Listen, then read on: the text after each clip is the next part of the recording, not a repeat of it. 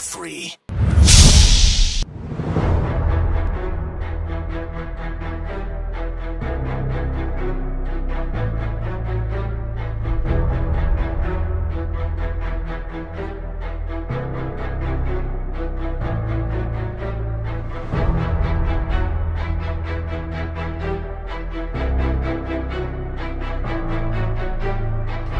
Yes, man. How are you? This is my son, Brandon. You guys look alike. Yes, my son. I'm glad you said son. Yes. I was like, I was about to say it. What if you weren't related? But you do. Okay, which one? You can pick whatever you want. It doesn't matter. Drew spoke in this one, so you might. Drew was drinking last night. Who knows what happened? He's got germs. You got all your germs up in there, didn't you? Yeah, that was Drew and Mark's microphone. So. I wish I had some antibacterial Yeah. spray. What are you gonna do? Right. Well, hello, Moon. How are you? I'm fabulous. How are you? I am.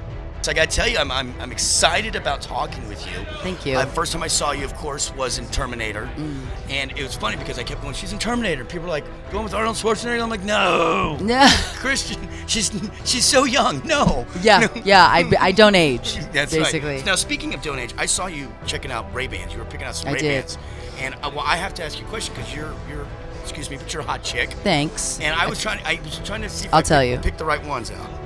Great. Yes. Ray-Bans usually look good on everyone. Yeah. I had like a $5 pair of glasses that I broke, and I was like, wow, I get a new pair of sunglasses. Yes. Ray-Bans Which look ones did you good on choose? everyone. They were Ray-Bans, but they were like the more traditional ones. Did you get like the The risky aviators. business? Oh, you got the aviators. Yes. The classic aviators. Classic Yes, aviators. yes. Well, see, I always usually have cheap sunglasses Because I just refuse. because I lose I'll them, stress I- out. If I break them or lose them, I'll stress Yes, out. and they're like $200. They're really Yes. expensive.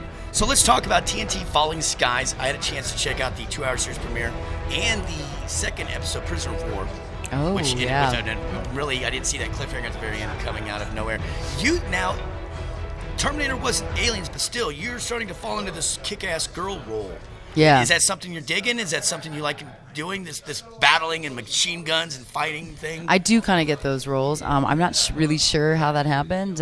Always flattered to play those parts. This is a little bit different because I get to play a doctor, and I'm still tough and I'm still strong, but I don't have a gun. Right. Oh, you never do. You never Well, pick up a at gun? one point, I Without do. giving anything away, right? Right. Without giving anything away, I do have a gun, but I'm not the violent type. I'm not. I was a doctor. I'm here to mend people, not create. Now, wounds. when you get the call from, say, Steven Spielberg, or you find out it's a Steven Spielberg, I should say, production, and he's involved, does that amp things up a little? Sure. Do you kind of immediately? You're like, what? You're like, oh, you had me at hello. Right. You had me at Spielberg. Yes, I got this call that he was doing a project with Noah Wiley for TNT, and they were so sweet. They offered me the part, and I thought, oh God, I don't have to audition for it. That's great. And he was really involved, and you don't get cocky. You just think, wow, this is a cool thing. Right. I'm doing all right. I'm doing okay. See, I said the same thing when I got the call and said, hey, do you want to go to Sedona? We'll pay for everything, and you can just. Isn't it nice? You came hang here, out. and you came with your son, and And you're I like,